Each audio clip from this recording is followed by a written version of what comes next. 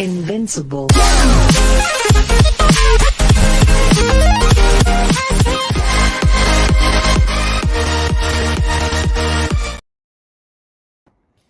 Hello, brothers and sisters. Peace of Jesus Christ be with you. I hope everyone doing well. And basically, tonight, me and brother Nico will be talking about the favorite best movies, basically. We'll start in the name of the Father, Son, and the Holy Spirit, and their blessings. We'll say hello to all of you, dear brothers and sisters, Janice, Sister Dragona, and everyone. God bless you and keep you safe. Um, the welcome, brother. Hello, can you hear me? Yes, hello, brother. Welcome. How are you doing? How's everyone in the chat? I'm pretty excited about this stream. This today we're going to be doing a quick review of some of the most influential films um, from Hollywood, and then we'll follow it up with a discussion about some of our favorites. Everyone who would like to come up and talk about their own, something that might be their favorite, something that influenced their lives, or even something that they're not crazy about. Talk about that too. And then next week, we may follow that up with a review of My Big Fat Greek Wedding, going back to our regularly scheduled kind of format. Um, and that was going to entail all kinds of things, including bricks and even a mention of the Armenian genocide and all kinds of things that surround, um, let's say, modern Greek history. When I say modern Greek history, I mean the last 2,000 years post Christ. And next month, I would like to do a watch party. I'm thinking about maybe doing The Sheik or The Son of the Sheik, the sequel that came a few years later, old silent film from the 20s. Or something else, we'll see. But we'll get all the tech issues worked out by then, and we should be ready to launch something like that next month too. I would like to break up the monotony of doing straight up movie reviews on a weekly basis with either a hangout like this or a watch party, something a little more uplifting. Yeah, Dragon says My Big Fat Greek Wedding is one of my favorites. A lot of people love that one, but yeah, we'll see. We'll talk about it next week, most likely. So yeah, with that, I'm ready to go whenever you guys are. Should I get right into it? Yeah, I'll take that as a yes. All right. Yes, brother. Yes, brother. Please. Yeah. Please go ahead. Please All right, let's get go into ahead. it. Because, yeah, as you guys can see, I've got a lot to cover today. So we're going to talk about, like, again, our favorite flicks. Just looking at this cover slide, you guys can kind of get an idea. You might recognize some of these films. Some may have impacted your life, some may not. For example, The Passion of the Christ was a very influential film, very controversial, unfortunately. So and so on. And I've got a lot of films that we're talk about as far as the most influential, but that I'm going to try to do a different format. I'm going to try to zip through it, going one by one. You will be able to see a big image of it of the flick, the movie poster that is, and we'll do a brief discussion and just zip right through it, and then we'll get to the my favorite section after that. Followed it up with a Q&A, inviting people up. All right. So as we said, next week will be the A Big Fat Greek Wedding. We'll talk about Firam, the occupied island of Cyprus. Nobody refers to it as the Greek island that's occupied for some reason. The current mass migration of disgruntled Muslims into Europe, or Islamic encroachment in all reality. The EU-Turkey agreement surrounding that. Yeah, and just how 2,000 years of Greek Christian history somehow doesn't exist in any textbook or in any media or anything like that. Just only discussion about pre-Christian society and how somehow that is to be blamed for the things that are being done these days. I mean, those Greeks back in ancient times must have been super powerful somehow. Anyway, so we're also talking about a series, a streaming series called Crapopolis. It was in the vein of The Simpsons and that kind of thing, which obviously makes fun of Greek society and, of course, emphasizes on that pre-Christian society in the process. And that was being aired, and the sequel, My Big Fat Greek Wedding 3, another trilogy. While the Armenian genocide was going on, the Greeks were continuously getting slandered. But forget all that. Let's talk about the 40 flicks. All right, I'm going to try to do 40 flicks in 15 minutes. And these are some of the most influential flicks worldwide even. And really, there's no science behind it. I just went through them as remembered how they impacted me and everyone around me at the time. So go. Time me. 15 minutes. Here we go. 1915, The Birth of a Nation.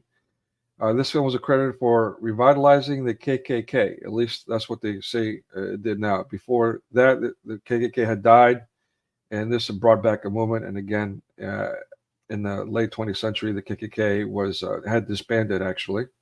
But with all the CRT stuff going on, poking the bear, as they say, maybe the stuff is resurfaced, at least in neo-Nazism has. Yeah, of course. Yeah, as we know, with all the gender attacks and all the attacks on Christianity, prompted attacks on Christianity by sodomites, including a school shooting and so on and so forth, mass media is doing the exact opposite. They're doing their own KKK, hypocritically so. 1939, The Wizard of Oz. I'm sure everyone here has seen that one. Would kind of fantasize about it. It is one of the first films screened in full color. The other one was Gone with the Wind. It's arguable which one was actually the first. Yeah, this movie influenced a lot of other movies that followed. The spaghetti westerns, the old Italian flicks, was one of the most famous cowboys of the movie industry was Clint Eastwood characters. 1966, The Good, the Bad, and the Ugly was one of the most famous ones. Also, A Fistful of Dollars, and so on. Yeah, British and American films and TV are closely tied. You'll discover when you start looking into it. So there's especially the UK British films and American films. They're almost one and the same, arguably. 1968, The Green Beret. This one is credited for influencing military involvement to fight communism abroad post-draft. So it was considered to be one of the most pro-war propaganda pieces, as they describe it these days. And it's interesting, these descriptions and these views, how the communists in America were considered victims, the Hollywood types that were blacklisted for their communist affiliations and activity. And then the Kennedys were shot, and all of a sudden, yeah, I mean, it's a backward portrayal, which we see a lot of, these backward portrayals, these wondrous, diabolical movements of propaganda through Hollywood. 1972, The Godfather. Yeah, complete this quote-unquote adage: keep your friends close, and I've even asked my Chinese students, young ones, to complete this, and they would be able to complete it. It would say, yeah, keep your friends closer and your enemies closer, which is insane, and it's not really an adage. It actually came from this movie, but influenced generations across the world. And of course, the portrayal, the trope of everybody Italian is a mafioso. That helps sustain or proliferate that. 1973, everybody's kung fu fighting, right? Enter the Dragon, Bruce Lee became a craze, and all of a sudden everyone wanted to, be a martial artist, do karate, and so on. The same thing with not as popular, but The Octagon with Chuck Norris. All of a sudden, ninja things became a thing. Everyone before then, nobody knew anything about ninjas, but all of a sudden, ninjas became a craze. 1973, The Exorcist. That still freaks people out. That movie. And there's a lot of other movies that have been done like this movie, including its sequels, of course. But suddenly, everyone is possessed. Everyone's scared of being possessed after this movie. They're freaked out that they might have to jump out the window to kill a demon or something, right? Or yeah, demons are everywhere. Watch out. 1975, Jaws. Suddenly, everyone's scared to go into the water. Everyone's scared of sharks, which I guess is a healthy fear, I guess, but not really, because shark attacks are extremely rare. 1976, Rocky. Okay, great film, very motivational. Um, I have my questions about Sylvester Stallone, as I do about the movie industry at large, but yeah, it was a really cool film. He did have some religious tones in it for sure, which was really cool to see. It was refreshing, in fact. And that is something that he wrote and insisted in being an actor in himself. So he had a huge role in influencing that. But after watching it, all of a sudden everyone thinks that they're Rocky and, they can, throw crazy punches and take all kind of punishment, right? 1977, Close Encounters of the Third Kind. Okay, that was super big back in the 70s, very influential, and everyone was suddenly excited about the prospect of meeting aliens. Not that that wasn't pushed before. That was a huge thing in the mid 20th century, especially the whole alien thing. But this movie made it cool to make that contact, that first contact, and how exciting that may be with a cool, friendly aliens, or however that's defined these days. 1977, Jesus of Nazareth, one of the most influential TV movies.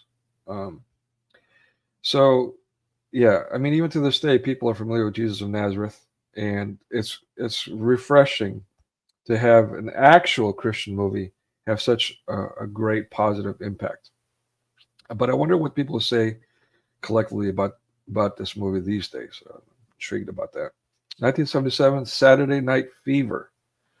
All right, everyone wanted to be John Travolta after this. Everyone wanted to be dressed like him, look like him, dance like him, and so on. So, but yeah, the popularization of this disco culture also was affiliated with drug abuse or drug use, really.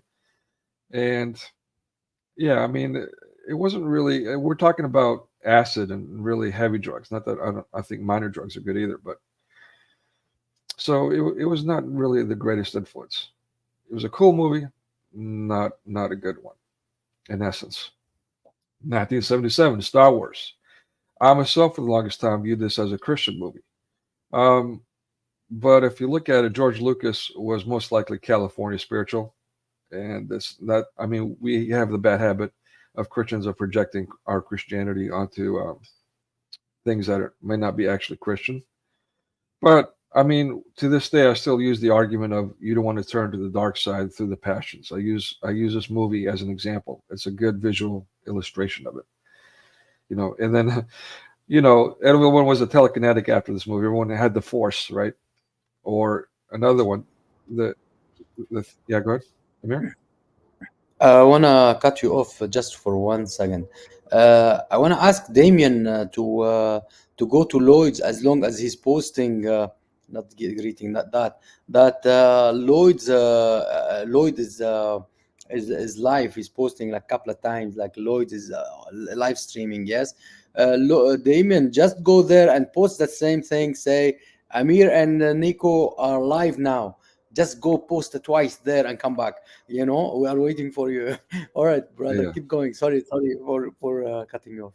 yeah, no, I'm glad you did that. No, and ironically, I was going to make a comment about that myself before the stream and decided to bite my tongue. I'm a little bothered, to be honest with you, about his sudden timing this past couple of weeks to stream right before me, given that our history about the roots of Hollywood, which I mean, he's very militant, communist, in fact, about anyone speaking any truth about Hebrews, and I take offense to that. So I No, appreciate, no and I worries. like, yeah. Sorry, Yeah, go ahead. go ahead. I like, Zanabi, welcome.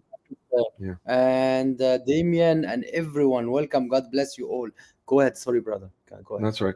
No, I appreciate a lot of things he does. I've learned some, things about him, about things, from him. But his approach toward, I mean, to say that Islam is really bad, therefore the Jews are guilty of nothing, and they get angry about it if anyone says anything factual about Jews is a bit concerning to me, especially when you Yeah. threaten people with censorship, which is communist, which Karl Marx was Jewish. Anyway, Yeah. um, yeah, Welcome, Breakfast Gun. Welcome. Look, I like him, but he's got some approaches I don't like. But yeah, he's good guy, I think. he's a good guy, Uh, but divisive yes. for The sure. only thing we ask Damien to post couple of comments like that Yeah, and come back to us because we love Damien. Yeah. yeah. Advertise for us too. There you go. Yes. Uh, all right. So yeah, speaking, kind of, sort of, maybe not in the same vein, but this movie was centered about this father-son conflict. The son has got to defeat his father to come of age. And something we keep hearing now lately is sins of the father. You hear that throughout media, which I find intriguing. All right, 1979, Apocalypse Now. I mean, this was an anti-war film. Again, this is post-assassination of the Kennedys. All of a sudden, communism is getting entrenched in the media, and we see a degradation of morality, which is a part of communism. Whether you look at Yuri Bezmenov warning from the 70s, or work that people like Jay Dyer do with academic, factual stuff behind all these organizations and their influence. Um, even psychology. I mean, the list goes on and on. These are all factual things. They're historical. So, um, but yeah, it's interesting how American soldiers are deemed evil, but no other military is in Hollywood. Think about that. Why is that? And of course, it made you get scared of going to war against fascism, because you don't want to get caught by the enemy, get treated like these guys, or go crazy like they did. 1979, The Warriors. This was a cult classic. It also used Greek mythology as a background theme, which I find interesting.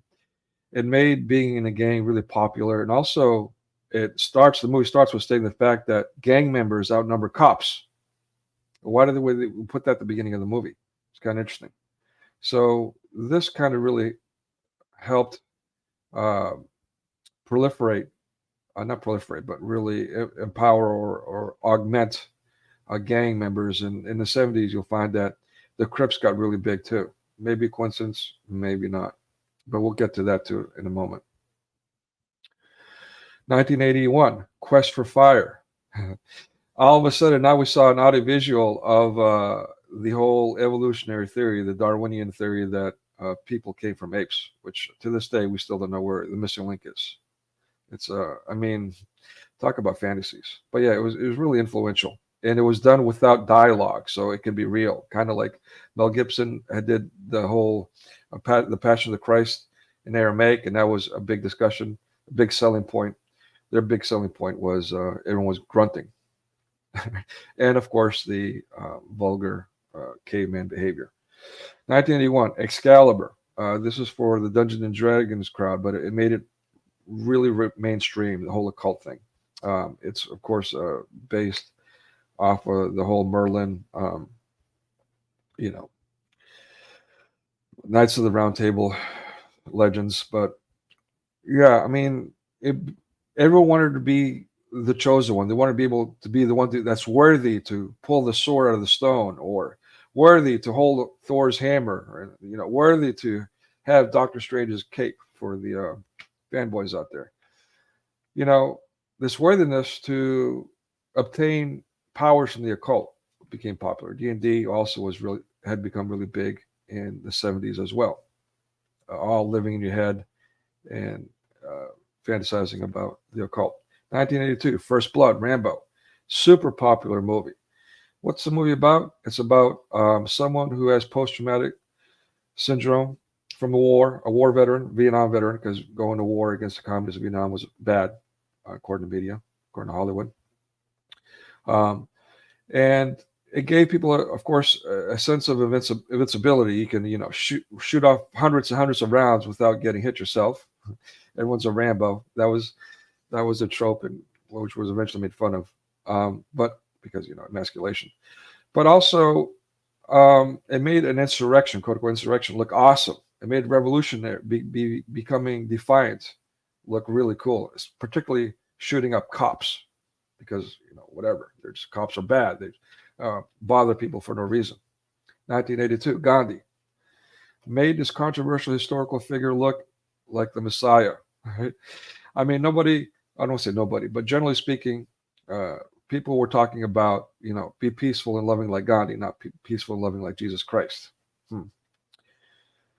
And of course, Gandhi himself is notarized for being more atheist and anti-Christian, even though we like to project Christianity onto him. 1983, E.T., Extraterrestrial. This was a super popular movie back in the day. In the movie theaters, there was not a dry eye. So there was an intense emotional attachment to the alien character. All the keychain, ET keychains, and merchandise, the stuffed animals, and so on and so forth was huge. And to this day, children still know ET and watch it. And of course, like I said, aliens are being portrayed to look cute. This is Okay, one of the softest yeah, and lovely movies was ever, really, like, really nice. E.T. Go Home. It's a really lovely movie. It took a big hit. You know, yeah, lovely yeah. I movie. mean, all these were big hits, and they're all been my personal favorites. But as of late, as you can see, my tone is very much anti-media for because of its implications and things we're going through this day. I'm trying I to, yeah. Thank you, but thank you for that, Amir. Thank you for making things this a little more positive. I'm being still ho hum. Try not to be, but it's hard for me not to be, uh, let's say, realistic about the movie industry. yeah. 1983, Scarface. A really popular uh, saying was "Say hello to my little friend." When at the end, after all his debauchery, the character Scarface. And this was actually a remake, by the way. So he's shooting everyone up. Excuse me. Right after snorting cocaine like a horse, right? So also this idea of you can snort cocaine, become Superman, become invincible, kind of got into people's heads. Yeah. Also the idea, and to this day, these little druggies, drug dealers, um, love this movie, reference it, and think that they can build their own empire by being, yeah, just thugs. 1983, Silkwood. I would say this is a positive film, and it's with its implications. It made some feel helpless against industrialization, but it also brought attention to the dangers of nuclear power and of industrialization. 1983, War Games. This was a bit of a fear-mongering film, and it's a very relevant topic these days. Um, yeah, Back to the Future was a great one. Precious Gun, yeah, great one. Um, yeah, and there's a lot of movies that I'm not going that I haven't mentioned. I mean, I'm already talking about 40 of them, but there's a lot of great influential movies that don't make the list. So please keep sharing ones that impact you. But great, Back to the Future was another topic that is good. Another one was Lost in Time is one of my personal favorites. That kind of talks about time travel. Oops, I'm getting on tangent. All right, let's get back to the thing here. Um, yeah, so war games gave us this idea that if technology takes over, there's nothing we could do. It could destroy us, and this is the rhetoric that we keep hearing over and over again. But the solution is simple: pull the plug. Really, not like Ron DeSantis. I'm gonna get political for a second. Ron DeSantis a couple of years ago, his government gave a lot algorithms, Facebook's algorithms, absolute uh, autonomy. Like it made it above the law, and that's the excuse they use for all their wrongdoing. So this is problematic, especially as we see AI taking over humanity in this role more and more these days. Now, AI is even creating videos, not just images, so and not just stories. Amazon has publicly announced a few months ago that they're employing AI to use creative intellectual property others have made to generate their own stories, which is horrendous. Horrendous. I've got a little video. We'll get into that at the end. In fact, maybe I should share that now. Let's actually let me keep going. I'll get back to the video at the end. We'll talk about that a little more. 1984, A Nightmare on Elm Street. For those of you who watched it, let's see, how did that song go? The little kids jumping rope, they were singing, 1, 2, Freddy's coming for you. 3, 4, better lock your door. 5, 6, gonna pick, right? So, I uh, love. Go ahead, keep going, keep going. yeah, You should keep singing in the streams. You know that. yeah. But it's amazing how I watched that movie decades ago, but I can still remember all the lyrics and the tone. I mean, it's a movie that definitely made an impression and made people scared of their dreams, and the dreams have power over us. You know, nightmares are bad, and all these things that really, when we start believing that, we're empowering the demonic. And it's interesting also that the character was a pedophile who came back to get revenge on his victims. That's Yes, you know the characters. They always implement some stuff like that. In their movies, they never change. You know that.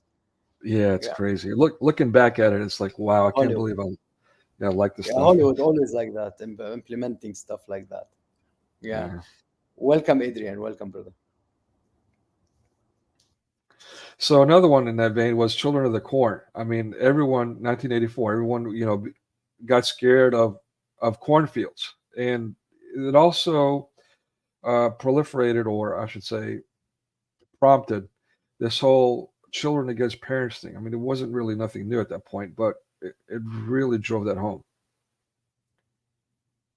1984 again, The Last Starfighter, another one of my personal favorites. It encouraged people to become really good invested in video games, and therefore, if you become really good video game skills, you can go into the universe and become a last starfighter and save the universe, that kind of thing. Um, and we see the implications of that kind of mindset. The whole idea of playing arcades back then. Arcades, you move the joystick, you press your button, and you get like hand-eye coordination was the argument. You get good hand-eye coordination by playing arcade games, and those are good skills to have, which is not a reality. You're just kind of losing focus of reality when you play video games, and that's why we do it, to get away. 1986, Platoon.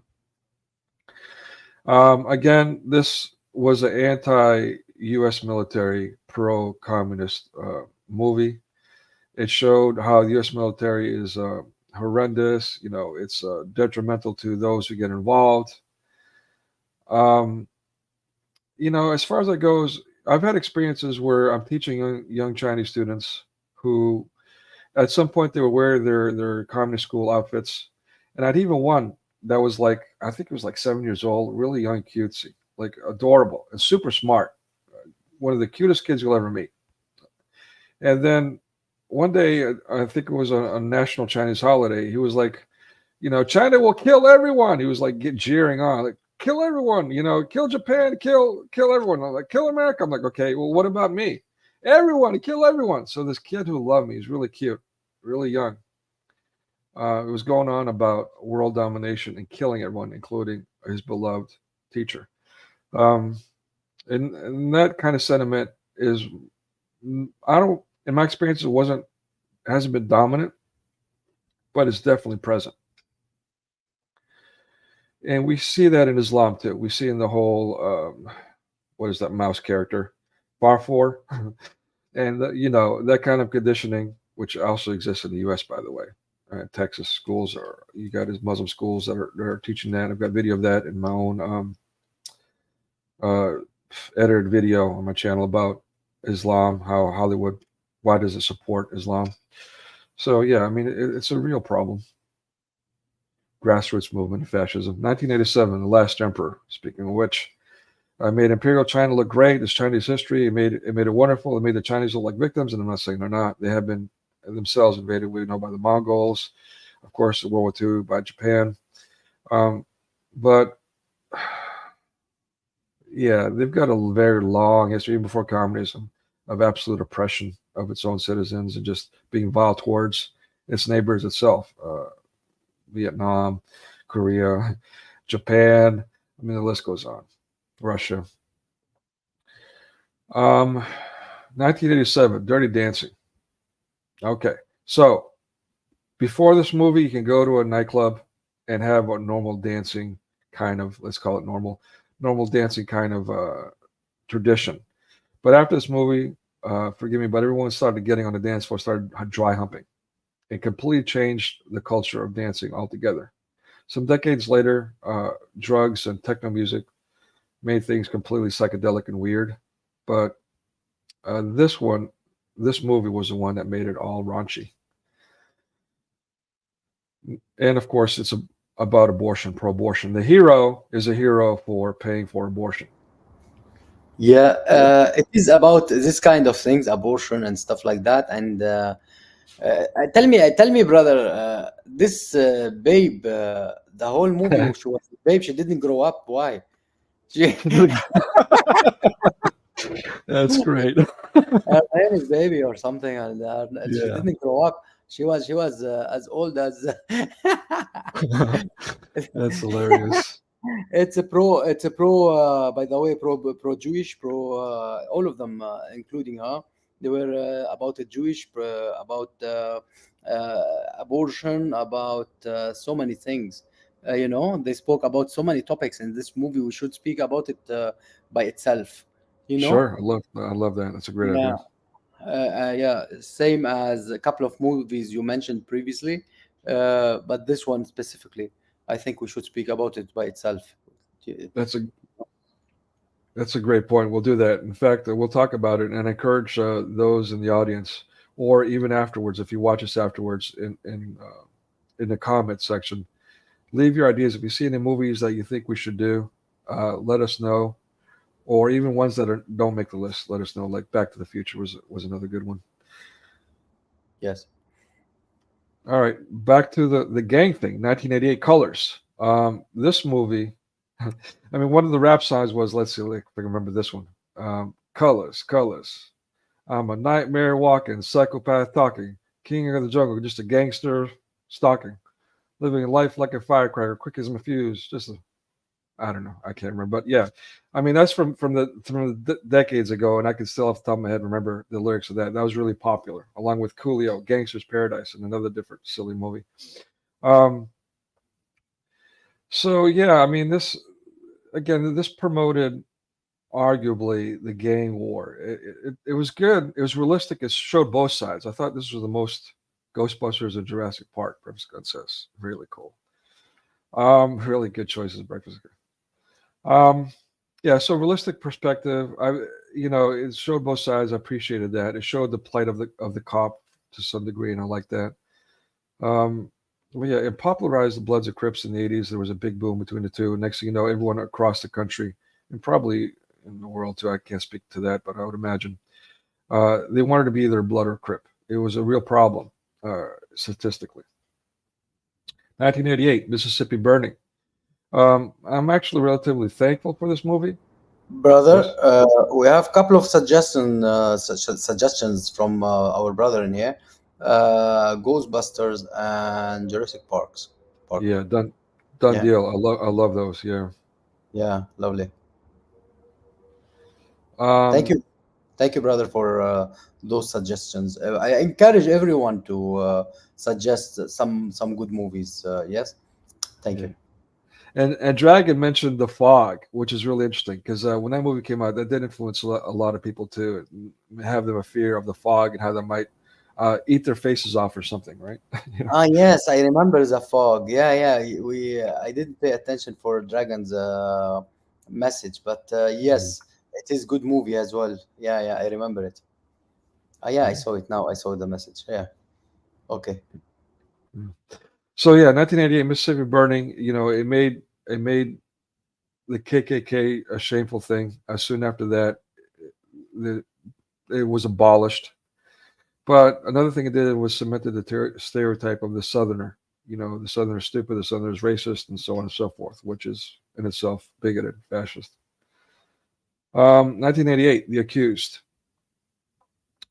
Great, another great film. It brought attention the whole rape thing, and I can't remember, but you guys let me know in the chat if this is true, whether or not this was based on a true story. I believe it was.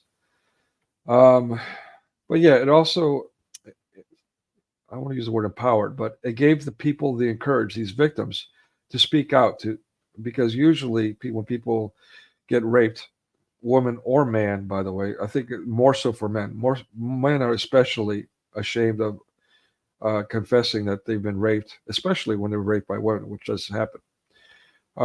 So this movie gave those people the courage to come out and fight back because you can win and there can be justice, so to speak. 1993, Mrs. Doubtfire, cross-dresser. It made it look cool. It made the emasculated dad look cool. And the whole idea of leaving your kids with a manly woman, I don't know about that. 1994, Interview with a Vampire. This one was Uh, really sorry. Go ahead. can I cut you off in here? Please, But please. that movie that show a fact that yeah, this movie it was lovely movie, but it show fact about women and man, like the empowering woman and like how man they becoming lately in Europe and US like.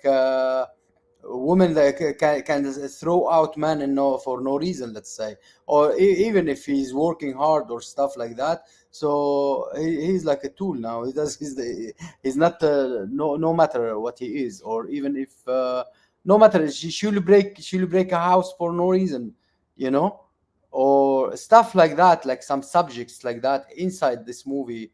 You can see like she will replace him by any guy, rich, Mhm. doesn't matter what kind of guys, but it showed that the cases like that, don't you think so, brother? Yeah, I'm glad you brought that up because it now you reminded me just of another personal favorite of mine. Um, not irreconcilable differences. Actually, I hate that one. What was it? Oh boy, it just escaped me. With Dustin Hoffman, it Yeah, was a divorce movie. Oh boy, yes, I yes, just had it under my mind. I forgot. It was called Kramer versus Kramer. yes, So that movie was really popular too, and in a sense, it kind of brought attention to what you're talking about. And in this movie, finally, a man is able to keep his child because of the mother, and the mother actually in this movie was portrayed horribly.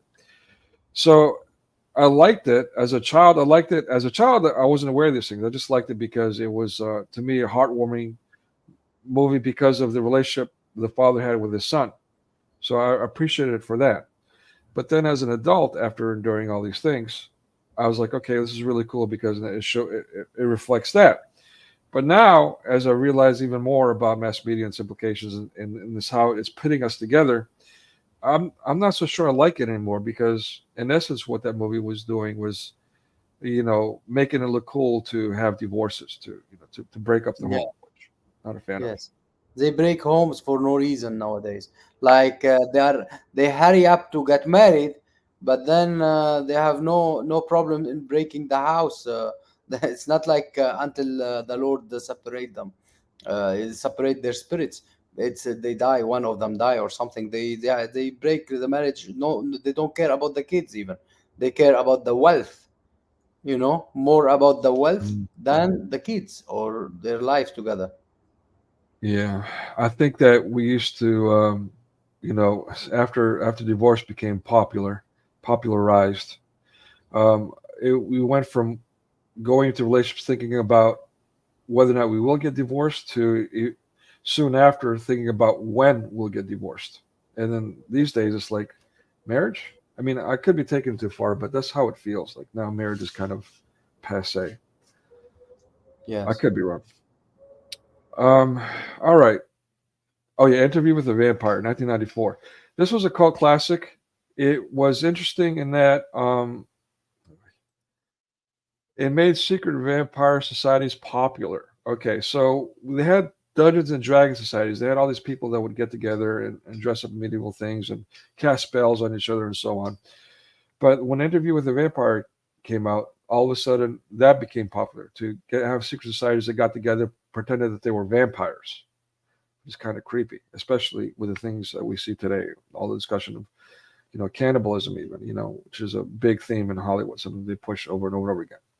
Like the anyway, I'll just leave it at that. Like the plane crash, how the people were on the top of a mountain. All they had to do was climb down the mountain. They would have found civilization, but instead they cannibalized each other.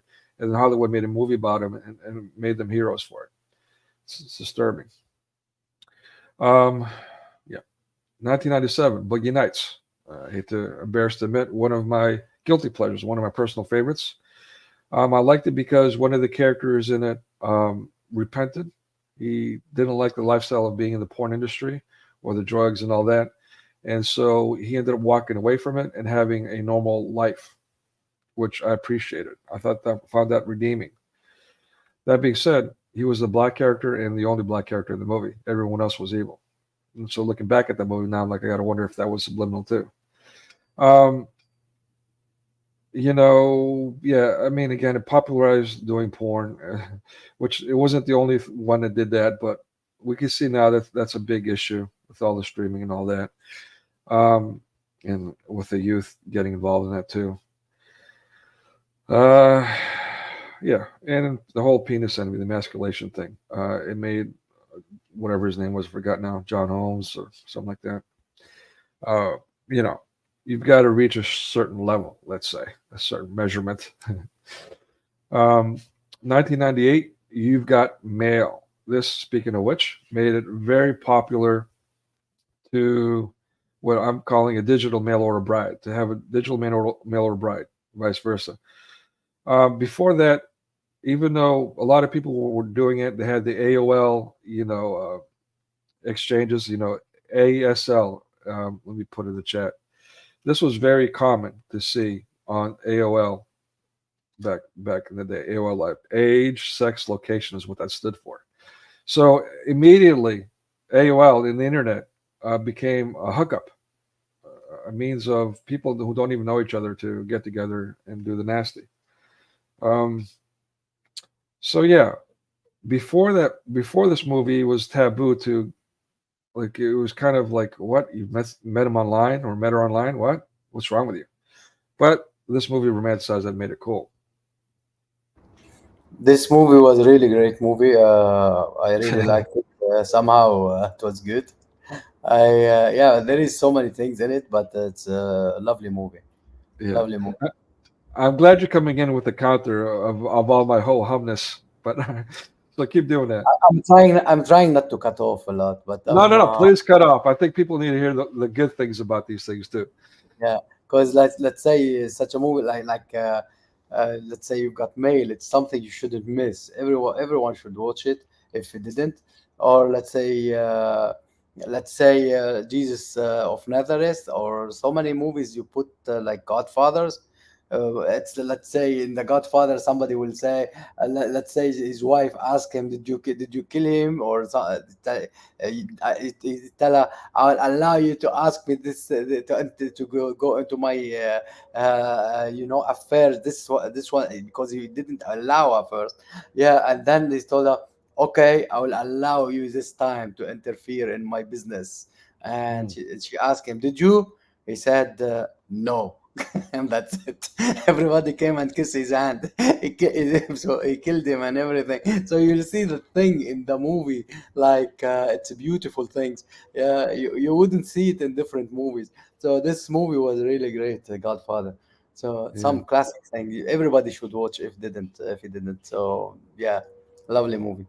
Like interesting. so many movies you are putting in a row, they're really beautiful. I don't know, you select them per year as well. So that's lovely.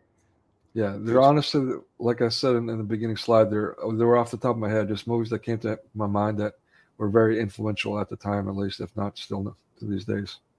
Yeah, wonderful, wonderful. Well done, brother. Well done. Thank you. All right, so speaking of which, now we're at the turn of the century, 2000, Paid Forward. This movie was really influential in making charity a Ponzi scheme. In other words, you do good things because you're expecting something back, which I wasn't a big fan of from the get go.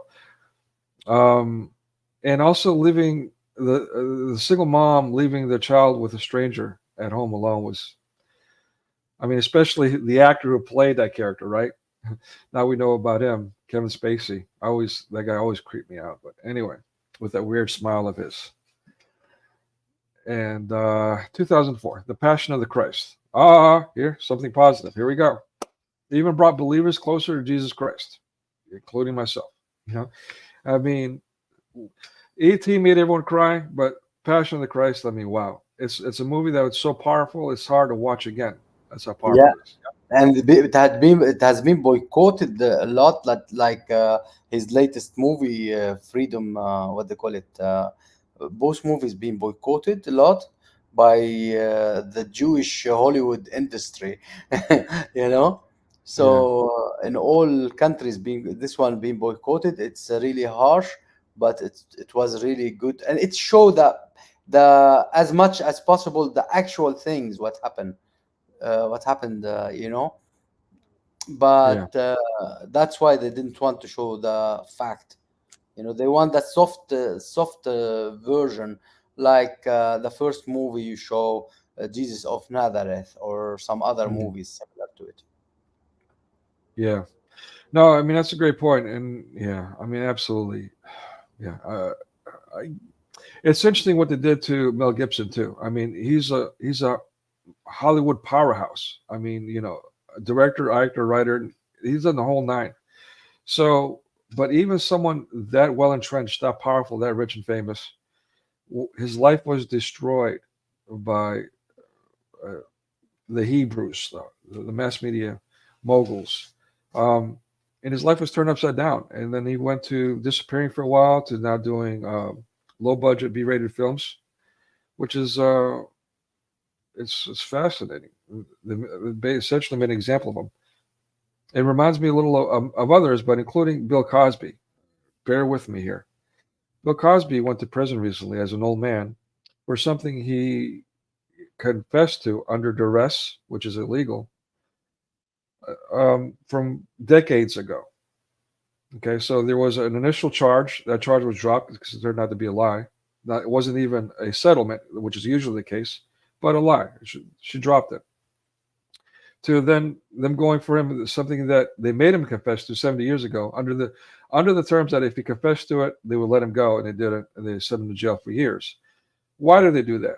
A couple of years before that, he made a speech to his own people from his alma mater about how they need to pull the pants up and have some integrity. And all of a sudden, and he made the same speech to other campuses. I saw a video of that too. Nobody criticized that because those weren't buzzworthy. They weren't predominantly black, and so they left that one alone. They didn't even mention that. So next thing you know, a couple of years later, the guy is guilty of whatever sexual crime and being sent to prison and turned his life upside down. And this is a man who started his career with a movie about a black family that moves out west to settle it after being freed as slaves. Who did so many other movies to help his people. Was the cleanest guy and criticized regularly for having clean comedy throughout his life. That paved the way for so many blacks. And he says some truth about having some integrity and doing well for yourself as a person, and all of a sudden he's made as public enemy and made an example of. This is horrendous, and this needs to be called out and stopped. 2005, Brokeback Mountain. It made the cowboy. All of a sudden, after this, cowboys were suddenly all gay. And of course, sodomy became normalized. It became romantic. Even this was I don't know if it was the first romantic uh, homosexual movie, but it was definitely one that again. By the way, going back to Interview with the Vampire, the movie Anne Rice. I'm sorry, the movie is based on a novel, what also did the same thing. And so with those groupies that loved Interview with the Vampire, they too were seeing a sodomy as a cool thing through the novel. Um, yeah, and then few years after this, we're being asked to be okay with, uh, well, let's legalize homosexual weddings because of the benefits, and that was going to be it allegedly.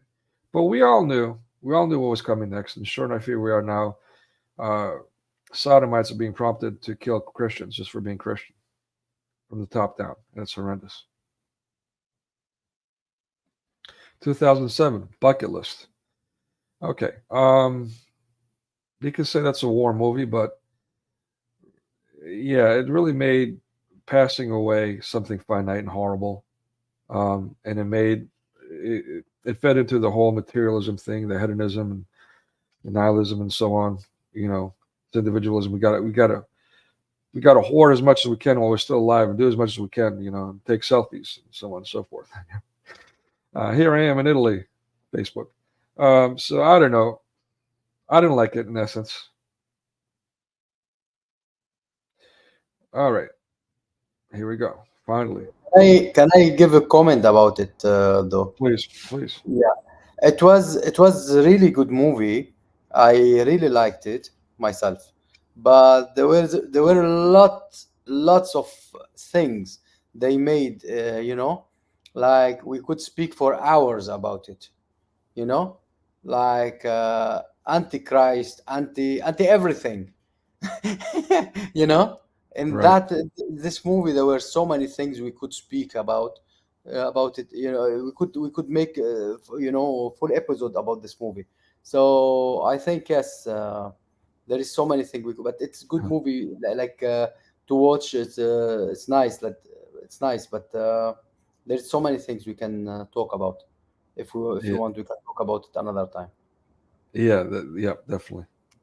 Yeah, and I got to point out, naturally, I went 3 times as long as I hoped. I was shooting for 15 minutes, which I kind of knew was impossible, but I went about 45 minutes. No, So no, you did very well. You did very well. I swear you did great. You did great job till now. You spoke about so many movies in short time. That's yeah, wonderful. I hope this format wasn't too boring, too monotonous. You know, zipping through things. Something that's usually I go with the slides that are full of images, so everyone can kind of look at the same thing at once and make judgments on their own. But this format kind of helps me stay on track and stay away from all the tangents I like to go on. So that concluded our section on the most influential films in my mind. Um, yeah, if I left some out, please again in chat or in the comment section afterwards, and some ideas on what we should focus on as far as movie reviews. We got some really good ones. Book of Eli, The Patriot is another good one, and Postman Breakfast Gun is one of my favorites. It's kind of motivational. Is this movie you put now is the one when he was what psychiatrist, and what's his name was he was what's his name? He was like he had the problems, and he was treating him. And is it this movie? Um,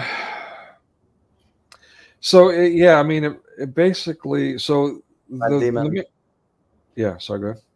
No, go ahead, go ahead. Yeah, it was Ben Affleck and Matt Damon. Ben Affleck was his best friend. I don't know. I'm not speaking about Ben Affleck. Yeah, yeah, yeah, yeah. He was his best friend, and they used to come to take him to work every morning. Right, And that's the one. Yeah, one yeah, day he come. He said like he will knock on his door. He will never find him and stuff yes, like that. And that was the day that when that's it. He left, and they never found him. This is it. Yeah, yeah. yeah. It was a really good movie. This one. Somehow they spoke about those shrinks, that a different type of shrinks to deal with this kind of people. Somehow, yes, it's You nice. know, It's nice. Good movies. yeah, yeah. Good I'm movies. glad you brought that up too. Actually, I've got criticisms about this movie, of course. Now in retrospect, it's still my favorite.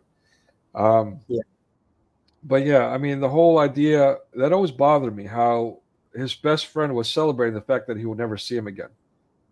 This does Yes. play into what's happening to us now and during the lockdown. We see, I mean, especially early on, so many people we're being depressed. We're depressed, of course, and that goes with isolation.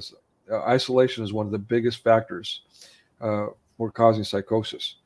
So, yeah, a lot of people committing suicide and so on. It's horrible. And even to this day, people complaining about not having these social activities. I have so many students, America, China, and so on, that are complaining about how I don't have any friends and so on and so forth. I mean, it's an epidemic what the lockdown has done to us. This isolation and this sense that you meet an individual and so on and so forth. Even the movie in theaters right now, Madam Web, did a play on this really popular Spider-Man movie, which I like. Um, it's called yeah, it goes like well, what is it? Though those with power have great responsibility. I think that's a great movie line, and it was very Yeah. popular. But Madam Web right now is changing that to make it individualistic, and that um, how did they Yeah. put it? Those who take responsibility have great power. Those who Yes. take responsibility have great power. Completely flopped it around. In other words, it's saying, well, you know what? If you make it all about you, now you're powerful. Now you can be like Madam Web. Yes. So this movie, Dragon mentioned, Forrest Gump, is good to speak about because it speak about bullying. It speak about those anyone antichrist, or let's say those living or people who are living on hash, and you Yeah, know. So it's speaking about so many things as well. So we can yeah, go for it too. It's long movie though. yeah. Breakfast Club got another good one. Indiana Jones. I mean, the Lost Ark was the first one, so that in Yes. itself. Yeah, it so many things like a breaking thing. Yeah, yeah, this one too. Like my Yeah. mother said when I was young, movies never end. And she was right, unfortunately. So yeah, we have limitless things to talk about, but we want to hit the ones that most intrigue our audiences first. Oh yes. Um, yeah, so this remains my top favorite movie um, for personal reasons. A lot of popular lines came from this one. How You Like Them Apples is the most popular one. I'll End You, Chief is probably no one remembers, but it's a scene where the psychologist gets triggered by the Matt Damon character, the mischievous one, and so he loses his control, his composure, and he attacks him and threatens him for mocking his wife, his deceased wife. Um, I've got to go see About a Woman, right? So this line, I'm embarrassed to admit. Maybe you ladies don't want to hear that, but I was embarrassed to admit that I was inspired by this line in my youth. And yeah, it's basically saying, well, you know what? Everything else in the world doesn't matter. Your personal well-being even doesn't matter. Your financial situation, nothing matters. What matters is that you chase after a woman that you're attracted to. You know? So I don't know if I agree with that anymore. Um, yeah, one of the things that I do love about this movie, it talked about the bond, the interpersonal relationships that married people share, and their most intimate secrets, and how only they know about them, and therefore their bond is strengthened. And they really illustrated that in a let's call it an immature way, when the psychologist talks about how his deceased wife, and one of his favorite things that he remembered and endeared about her was how she farted in her sleep, and how she would blame the dog, and all he could do was laugh about it and say, yeah, yeah, it was a dog. But he said that's the good stuff.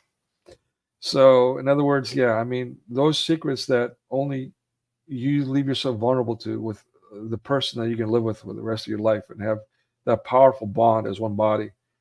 That's what makes those relationships special.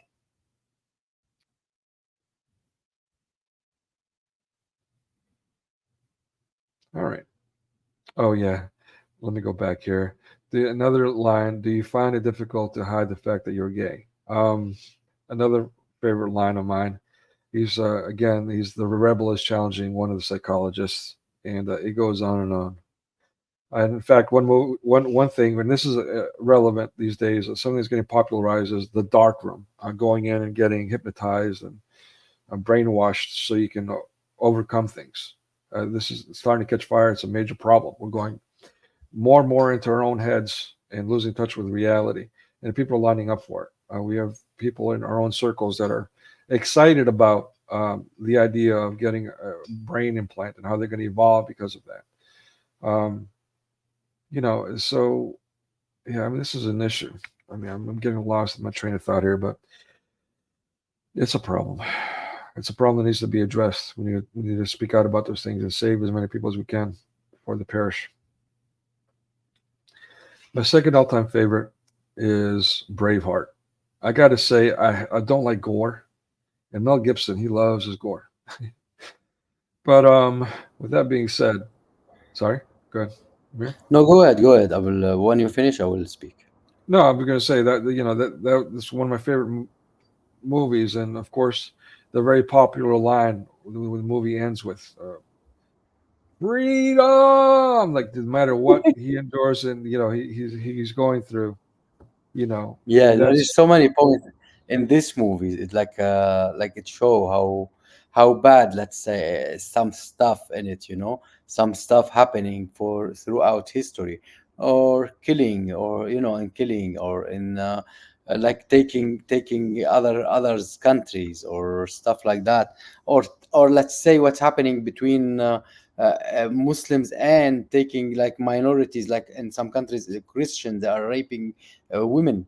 That happened as well in the as they show, let's say, between England and Scotland and stuff, like, let's say, the leadership of that country was taking normal, any woman to start, let's say, in her wedding, they used to take her the first night, uh, or stuff like that. It was showing so many things, but that actually happening in the Islamic world, that they are raping women. They are taking our ladies, are taking them even without a wedding or anything. They just simply take them, So it shows so many facts that's happening in a way, like it happened, actually happened.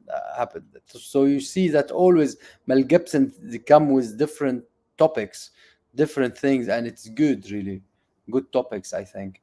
So it was excellent movie, this one. And with of course, with the love story too, you know mm. it is really good. I think it was a great movie. I got to point out again. I'm just being a realist here, but about that love story, it did two things. It was attacking traditionalism, which is another theme mass media does. It pushes, traditionalism is bad, modernism is good.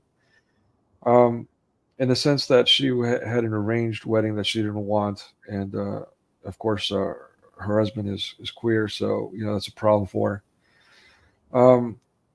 But the other thing it did was, I mean, now it was talking about extramarital. I mean, yeah, I mean, basically, this was an extramarital affair, and Yes, so yeah, so that part is a bit problematic for me. like, didn't get that. Can you go back to it, please? Like, yeah, What? basically, the main character Mel Gibson is having an affair with a princess, right? She's married into the royalty, so but she's married, and there's no divorce yet. I understand there's marital problems, which even traditionally, I could be wrong. I can't remember about the canons what this says specifically on this matter, but I'm guessing Yes, that would be okay. Even and go ahead. they introduced that she is married to a gay Right. uh, prince. Never touched her. So, and she's a French. They showed how racist about French. They show that he is a gay. They show that when she saw a manlyhood, she came running into his between his arms somehow. She saw that he can stand for a cause or something. I think it's somehow it's not about religion or anything in here. It's about like how life it will like he was mourning as well. He forgot being comforted by her. So Mm. the combination doesn't work. I do understand you, but they are showing different type of things, that's Mhm. to complete the movie. To go. Well, yeah, I mean, yeah, no, it's like it's definitely it was playing on things that we can all relate to, give or take, and I understand that, but this situation, I mean, is definitely, let's call it imperfect. It's problematic, and that is promoting extramarital affairs because the wife is in a bad relationship that's sexually unsatisfying, and because he's lonely. I mean, I don't think that's good a reason to have sex in a tent in the woods, far away from your husband, right? Your main problem is that then they should have it just under a tree or something. Yeah. Moonlight and everything. You like Yeah, romantic stuff. I know you. I yeah. know you. Anyway, He, guys, Mel, guys, I tell you, Damien, we will be speaking about Muhammad tomorrow. We'll try to make to arrange a live stream about Muhammad, so don't be worried about it. It's a beautiful Muhammad. You said beautiful Muhammad. Let's show your comment. So we'll be speaking about Muhammad. Damien, I'm taking this personally now. Damien. This is well, let me interject. Forgive me. I'm taking this personally. It's hard not to. I've Why? noticed that you're on other movie streams, Damien, and you didn't mention them not talking about Islam, and they weren't talking about Islam. So you're on other movie streams, not complaining about them not talking about Islam, but you're here doing it repeatedly. Why? I got to call you out, brother. Why are you doing this to me? No, All no, right, no. so Damien, please stop. Damien is good guy. He's good guy. He's good guy. I'm No sure he's a worries. good guy, but no, we're going too far with that. Yeah. And Anyway. again, we are talking about Islam, and he's still complaining about it. So, Damien, please stop. Yeah. We'll be talking about Muhammad anyway. Suggest some topics anyway. No, keep going about your subject. It's lovely, lovely movies you are putting. Yeah, So thank you. we will be calling you to come up to all of you, yeah, whoever in the chat, to come up and give us your opinion about the movies he gave, and give us your comments. You can speak. I will be putting link in the chat, like that you can come up with us and talk. Yeah. Of course, for short period, because we don't want to let the live stream go for long. So each of you can come up, talk, give his comments for a little bit, and come out, go, like we'll make it like that. Go ahead, please, brother, go ahead, Okay. continue. So, yeah, I mean, another thing, speaking of prejudice, was the movie line where the king goes, "The problem with Scotland is that there are too many Scots," with a very British arrogance. So, okay, I Are you mean, saying sorry, are you saying there is too many Scots in Scotland? and I'm not saying that at all. Yeah. So, yeah, sorry. What I am saying though is that I think this kind of fit into this whole anti-British sentiment. Like, the British are horrible people, the French are this way, the British are that way. So it kind of it triggered kind of like bad emotions toward, this elitist British kind of thing. I'm not discrediting that, but I don't think it's okay to create this trope, this anti-British trope either. Um, how do you feel about the current situation? This is where that same king, the evil guy, is throwing the queer boyfriend out the window, his son's boyfriend out the window, because he keeps butting in and he gets annoyed. He's like, you know what, that's enough, and he kills the guy. Um, that's problematic too, for obvious reasons. Christians rebuke sin. We don't like sodomy, and that includes for heterosexuals, by the way. I mean, sodomy is sodomy, whether you're, homosexual, bisexual, or heterosexual. Thank you, Willis. You rock. Yeah, the support we get, I greatly appreciate. Um, so yeah, but we're not definitely. I don't think Christians generally say kill a homo. That's just not a reality. I think that's a mass media fabrication. And I've spent a lot of years in the quote unquote South. So even there, that's not even a thing. In fact, the Southerners, with the whole gay marriage thing, they were for it. Like, well, what's the problem with gay people getting benefits, right? So, and, anyway, yeah, we got to be careful about how our attitudes are being influenced, is what I'm saying. Another thing, speaking of sodomy, and I know heterosexuals, this is another one that promoted sodomy. I mean, for the first movie, Good Will Hunting, was an emasculating moment where he he's with his girlfriend and they're in bed together, half naked. He might be allegedly fully naked, and they're under the covers and they're talking about whatever life after they just did whatever they did. And he's basically at that time, at the moment while he's talking, he's going down on her. So this is kind of promoting sodomy, but also, of course, emasculating. Like if you, one of the things with The Sopranos, for example, was like, oh, men don't go down on a woman. We don't do that, right? And so this has been a big argument, a big fabricated argument in mass media. Whether or not a man should go down on a woman, whether or not sodomy should be a thing. Yeah, but later in The Sopranos, I got to mention that they went from that to all the characters all of a sudden being gay years later. So that's kind of interesting. We see the emasculation theme regularly throughout, including, of course, the promotion of sodomy in all of its forms.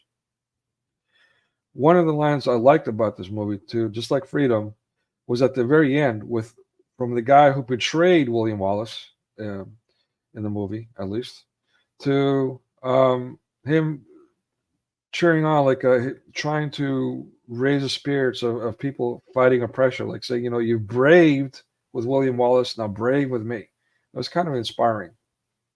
I also got to point out how the movie starts. I didn't write that down, but this movie begins with Mel Gibson talking about how, again, a lot of people say this, how history is written by the victors. And we all say this now after this movie. That's a very good point. And that's what we're addressing here too. All right. My third favorite of all time. This actually changed. It used to be Pulp Fiction, but I couldn't make excuses for Quentin Tarantino anymore, particularly a few years ago when he was an apologist for pedophilia. Okay, for one of the movie directors and all that. And he was like, "Oh, come on, let's be real. She was asking for it," is what he said. So when hearing that, I was like, "Okay, that's enough." But really, even before that, I had enough of his movies from Crazy Eights when he had the horrendous, yet another homo rape scene that was done in a way that's just extremely questionable, just like in Pulp Fiction and others. So I just had enough of Quentin Tarantino, and I had to knock this out of my third favorite, Pulp Fiction. But yeah, some of my favorite lines from this movie is "Do you think so?" and I actually made a soundbite using that. Another one is a more popular one when he's berating this stranger, John Candy's character. He's had enough and he's like ripping into him. He's going, "You're like a Raggedy Ann doll, except if nobody pulls a string, you'll do it for them." So, which is horrible. It's horrible, but it's funny the way he does it. And another scene later in the movie is when they're traveling. Steve Martin falls asleep. John Candy's driving. He's the klutz and all that. So the comic relief, and he's always doing the wrong thing and being ragged on for it. Anyway, so they're driving down the freeway late at night, and someone starts yelling to them from the other side of a concrete barrier, "You're going the wrong way." He's like, "What? You're going the wrong way?" They're screaming.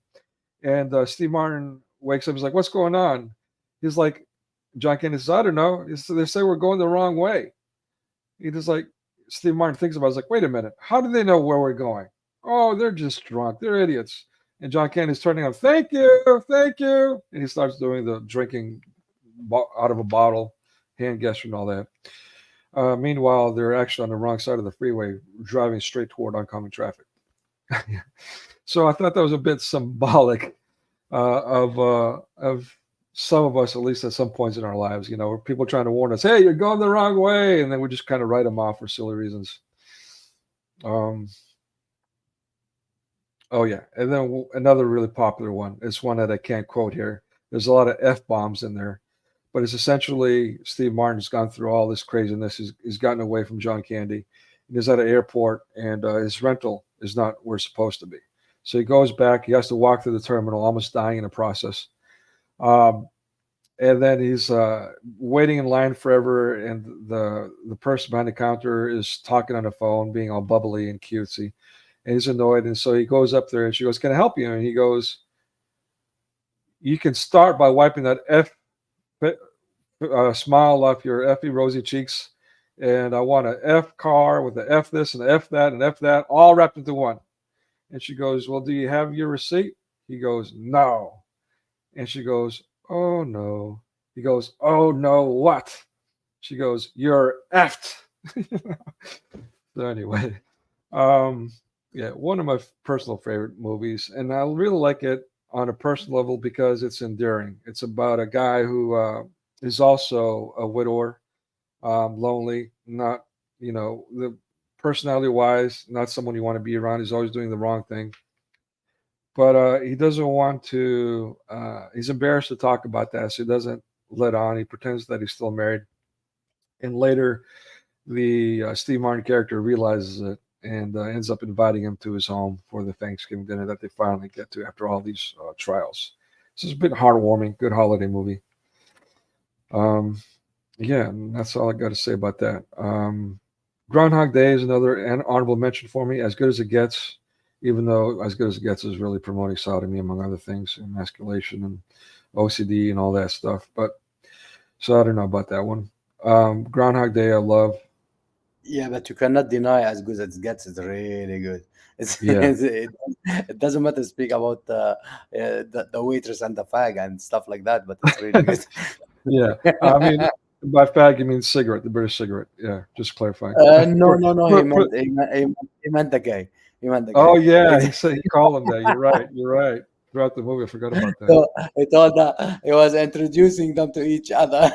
Wow, that's right. Wow. So Yeah, waitress, what's her name? Whatever, what was his name? The waitress, and he Carol. introduced him back. So basically, the gay, basically. Wow. So he was introducing them by each one. What does he do? Yeah. So the guy didn't say that he's a painter. Let's say he said no, the fag. Wow. So it was somehow it was Yeah. Great movie. There's a lot of great lines, a lot of great moments in that movie for sure. yeah. Absolutely. Yes, it Um, was good. Groundhog Day is another one.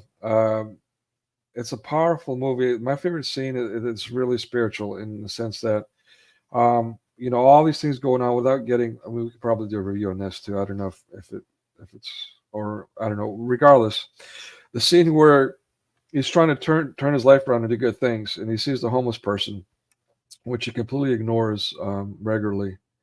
Oh, and by the way, speaking of promoting other channels, I think if I remember correctly, or at least you mentioned it. It was John Newton and Yo Bro in Christ. They did. I think they did a stream on this, and he talked about it too. It's a really good point, or at least in chat. I can't remember. Anyway, at any rate, basically what happens is, even though, let's say, the main character has these godlike powers, let's say, he can manipulate reality. He realizes that it's all horrible and all that.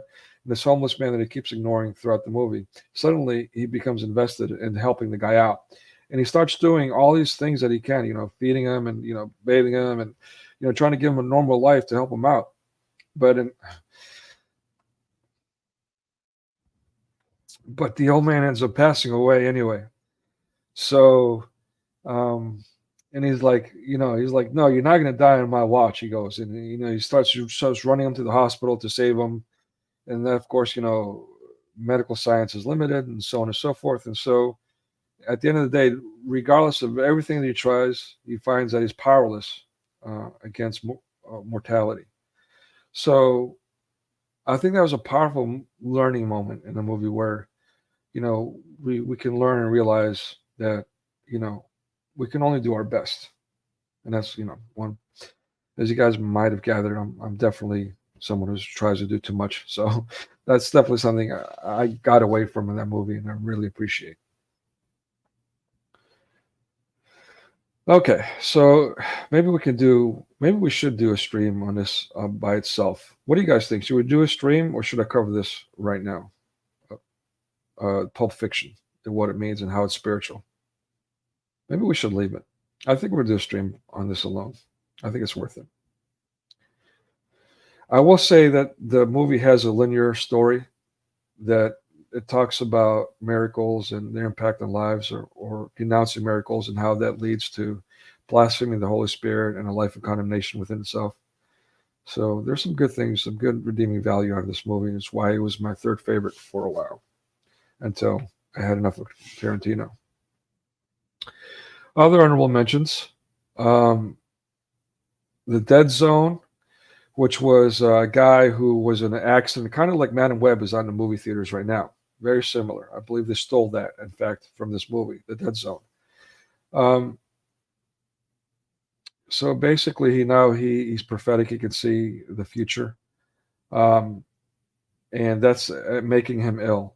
Um, yeah, but after watching this movie, people were like, "Well, being psychic kind of became popular in my mind. I could be wrong, but I think it had an impact on people." The Dead Zone.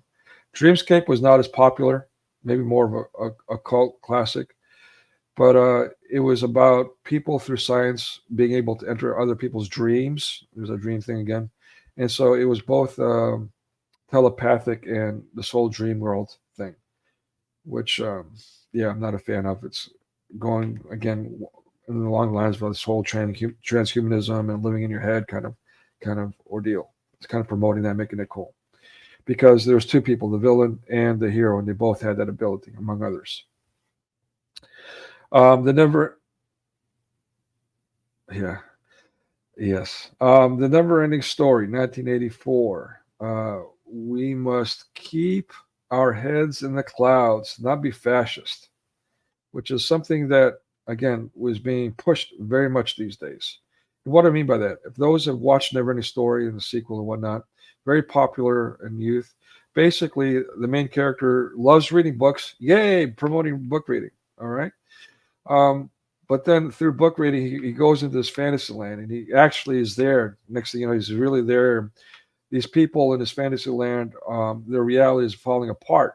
And so it's up to him to save it, to save this world. He's got to go, all through all these adventures. And he realizes the solution to this world not falling apart is to still believing in a fantasy. If you believe in a fantasy, then everything will be okay. And it's like, yes, I got to believe it. I got to believe it is, the wind starts blowing, nature starts coming in, trying to distract him from it, but he's not allowing it. And the next thing you know, he's the hero because now he believes in fantasy. So that kind of thing, that kind of mindset is kind of pushed again over and over again, but especially in that movie. All right. So in conclusion, we are all impacted by mass media, including Hollywood. Hollywood is generational influence, which I'm trying to demonstrate through things that you can see for yourself in my regular format. I include timestamps so you can go watch for yourself and not just take my word for it. Yeah, and then even if you don't watch movies, even if you're not on the internet, which if you're with me right now, you're on the internet at least, all these things. If you don't watch television, you don't listen to the radio, even if you don't read, if you're not into media at all whatsoever, you're still being impacted by it because someone, if not everyone around you, is. So even in that scenario, you're still being impacted by its conditioning. Long story short.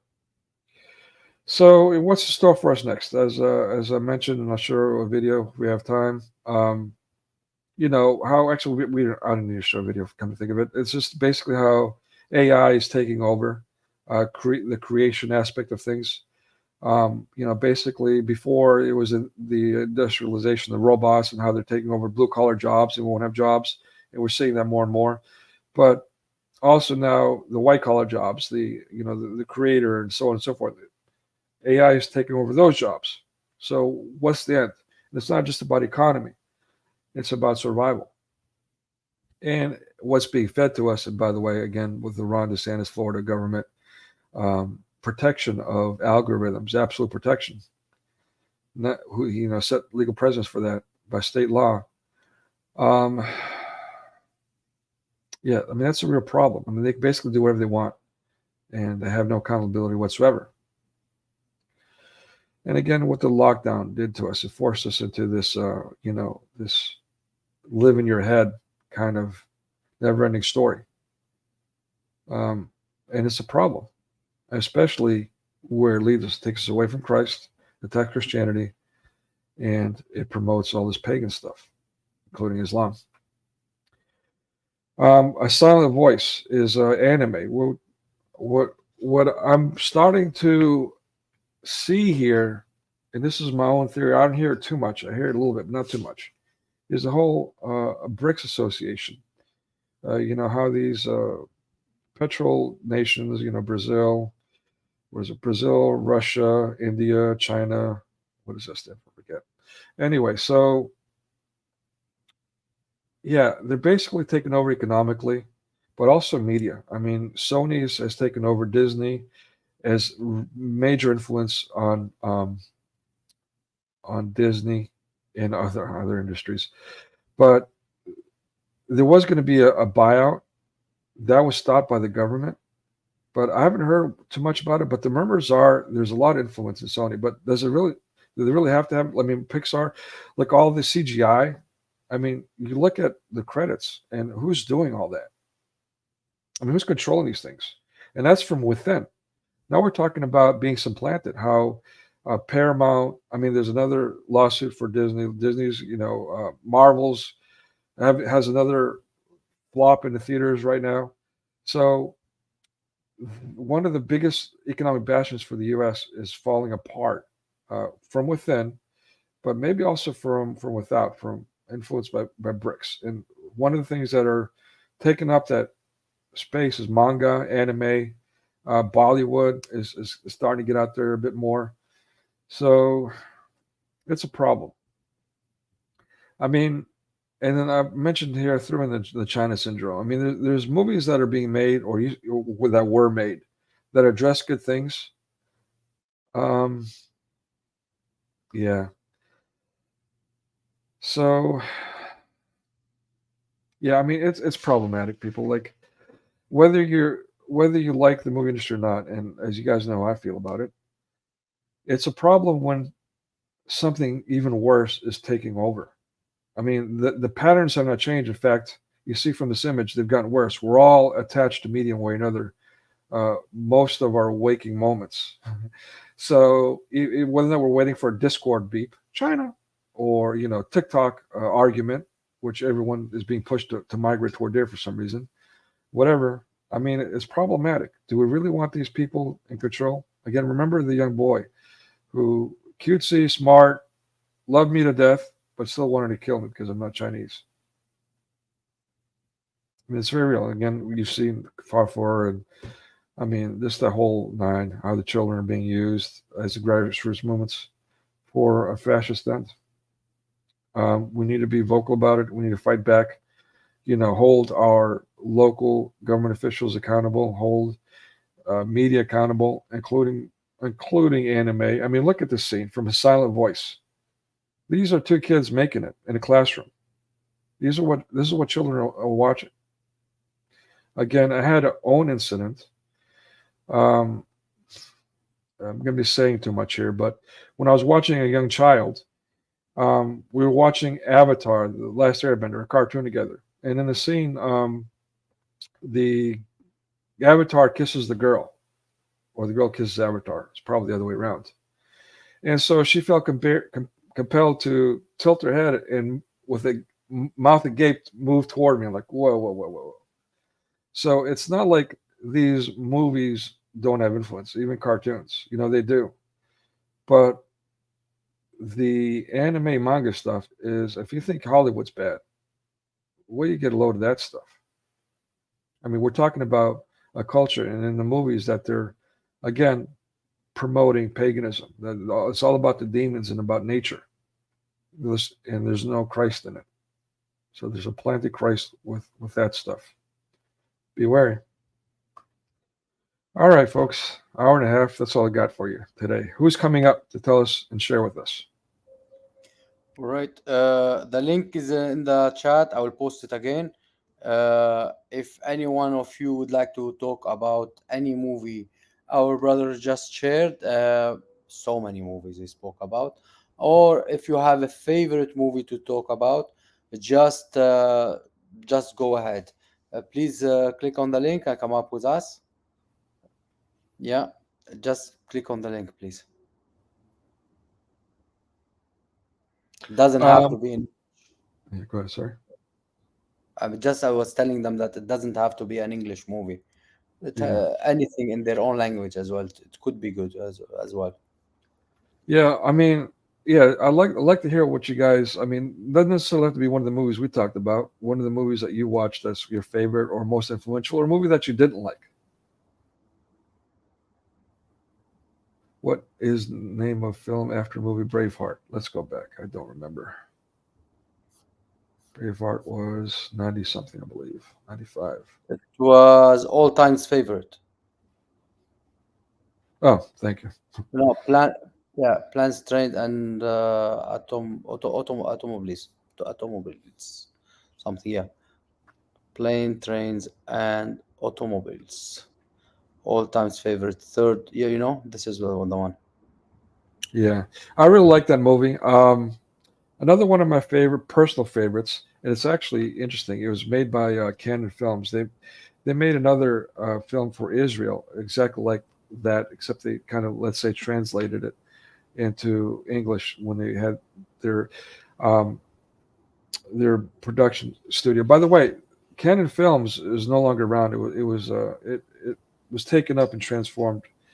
But these were Israelis that revolutionized how movies were made for a long time. Let's say by getting investors to invest into the movie before the movie was even made.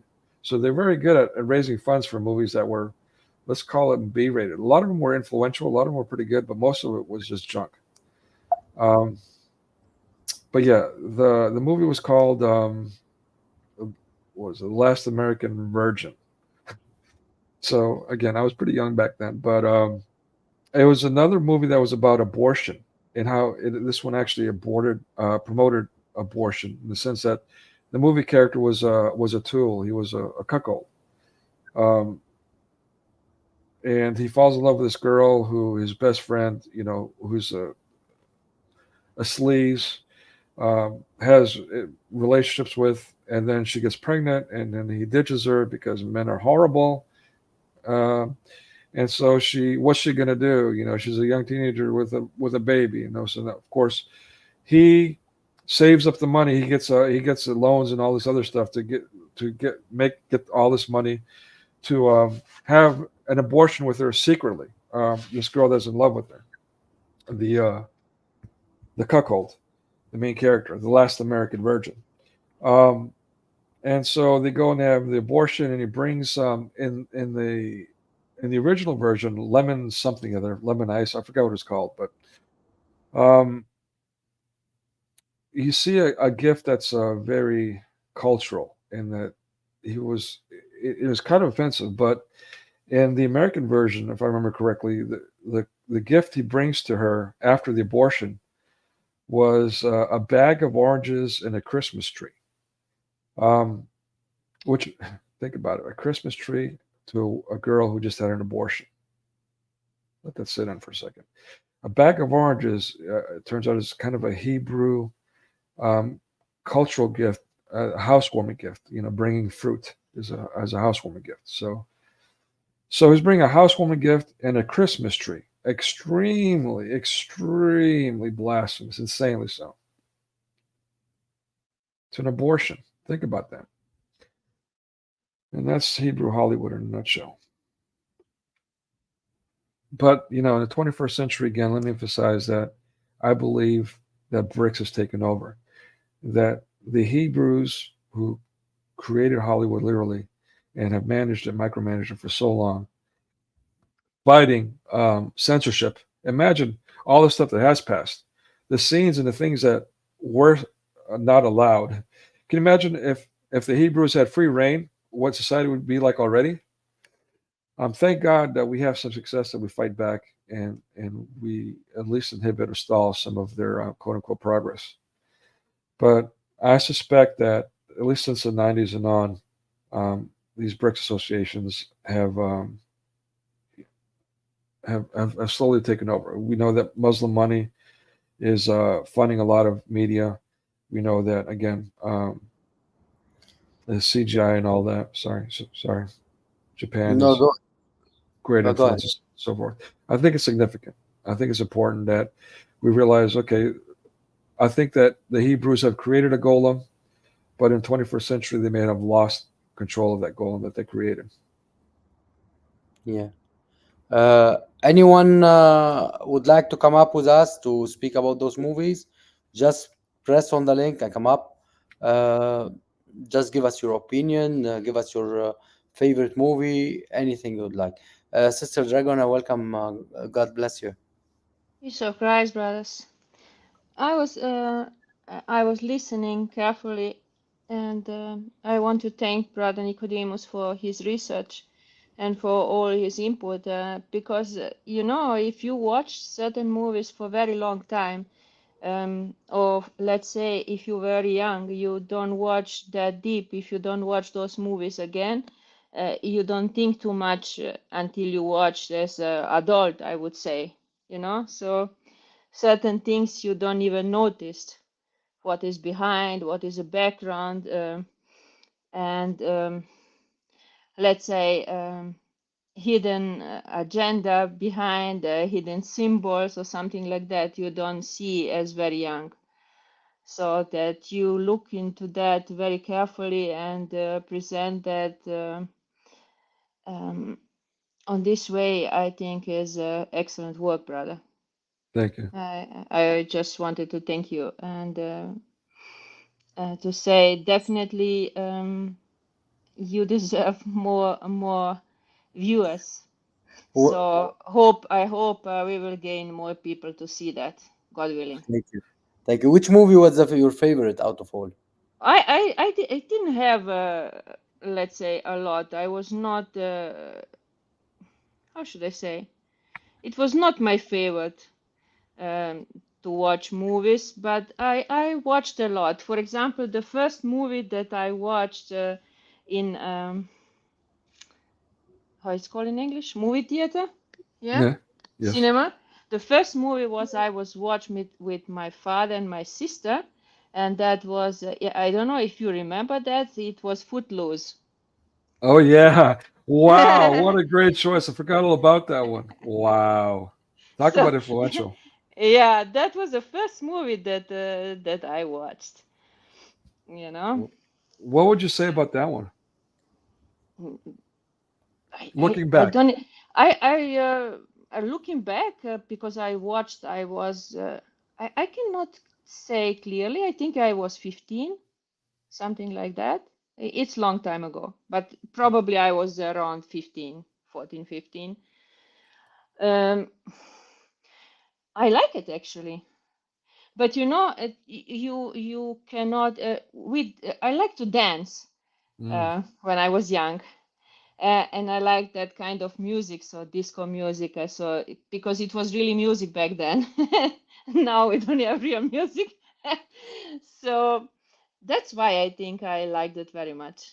I liked the Yeah. Bill Cosby show, for example, and I liked Footloose back then. And like, for example, Sister Act, I watched it. Mm. I like to watch, and a movie that I really like, but it's not a Hollywood movie. I forgot even the name. It is a French movie. Um, what was the name? I forgot. It is one paralyzed guy and one dark-skinned man that is his nurse, let's say. I Oh forgot yeah. what's the name. I forgot Awakenings. something Awakenings. best friend or something. I forgot what was the I'm original thinking. name. I was thinking of the movie with Robin Williams where No, no, he's. no, no, no, no, no. That was not Robin Williams. It is a French movie. What I'm saying. Oh, It's okay. not Hollywood movie, but it was really excellent movie. I like more, let's say, light movies where I can watch. Let's say, I see not a lots of movie now that you can watch with all family. You know, Mm. I never like movie when you let's say. you are not able to watch with your parents or with your children. I'm more like a family family Yeah. woman, like a Prince of Bel-Air, for example. Yeah. That was always funny. I like that. Uh, The series, or as I said, so light movies. So it's more like this because it was not even, you know, it was earlier very long a communist country, and I think where I was born. So when they oh start wow. to get more freedom, so it was let's say pretty good. I was lucky that my family was let's say pretty neutral because they learned that through many wars. So they keep Mhm. neutral always, but they remain Orthodox Christian despite everything. So not a single one of us was a member of Communist Party, despite of everything. Mm. So we celebrate. We went to church. Even I was punished even as a child. So it is a weird time. That's why I get blood pressure 200 if someone say communism is a good regime Which to we hear a live. lot these days. Yeah. Yeah. Because they're Another close. rhetoric. Sorry. I was gonna say another rhetoric I hear often now is how it's the new communism that's going to save the world. That old communism was the problem, but now we have the new communism, which is what Yeah, for sure. yeah Yeah. what every Reformation, like yeah reformation of Islam, it will be reformation of communism, It's the something like same. that. Yeah, something like that. Yeah, yeah same Yeah, stupidity. Yeah, yeah. same That's a stupidity. great stupidity. But again, I like that movie. It was one of my favorite, Footloose. mm. And I Uh, like a lot Dirty Dancing because I like to yeah watch Patrick Swayze. I like yeah. that. He was Uh, good. Confession uh, time. He was I good, Someone's bro. like crushing that. on Swayze. I hear That you. yeah, I like that because he was some kind of positive and Yeah humble man. So I like to watch him. yeah And I like, you for example, Matt Damon. I like to watch that yeah. actor. But I hear you, Miss Crush. The Uh, crush I'm on we got a list now of the Hollywood actors you got a crush on. It was Matt Damon. no, no, not really. Patrick Swayze. I didn't find him. No, it I, was not I, even. It was not go ahead. even one that I found. I'm Let's just picking say on you. no. I These, know, but I'm telling you the truth. yeah. So it was What? not. It. I was never like that. I never understood that girls go on a concert and they scream and they cry because they see who is he? I mean, who is Yeah, that he? is weird. That's a bit Uh, much. I Yeah, never so understood such impact. So, no, it was not. It was not my. I'm let's say old school. I like to listen Beatles, and I like, for example, certain actor, but it's not. I watch a lot of. Mm. It was earlier uh, VHS, all of VHS. my life. Don't you want that? No, no. Guys, why don't you press on the link and come up with us? Tell us about your favorite movie or whatever our brother show us. Tell us what you picked Yeah. on, what do you like, what you think, what's your thought. So just press on the link and come up with us, please. All right? Yeah, that, Please join. But as I said already, when I first watched that movie, I think it was a birthday of mm. my cousin, I think, and then they put the fog uh, to watch Oh, everyone and then I thought to myself, I mean, why we need such stupidity, you know? And I find it some kind of and I was never a fan of horror movies, so I never understood why people watch that. Yeah, yeah, but I don't know. My cousin finds funny to scare everyone with the fog, so he put the fog. I yeah, found scary back then because yeah. I You was know, young. yeah. I mean, so many horror movies definitely influenced me. And again, all these movies that I've showed were, some of my absolute favorites, especially back then. But some I still like. But I'm glad that you brought up what was it, the Dirty Dancing movie? Not Dirty Dancing, but Footloose movie. You know, looking back, that movie was basically feeding into that trope about how horrible Christians are, how controlling they are, how fascist they are, all these things. Because Christians don't like music, and we can't have music. And if if you listen to music, you're going to be treated horribly by the cops. That's what that movie was about. So it was about a youth of rebellion against Christians. Let's say it's twisted. Yeah, yeah, yeah. That's true. But as I said, you see a lot of things in the other way. If you have let's say if you have a certain age.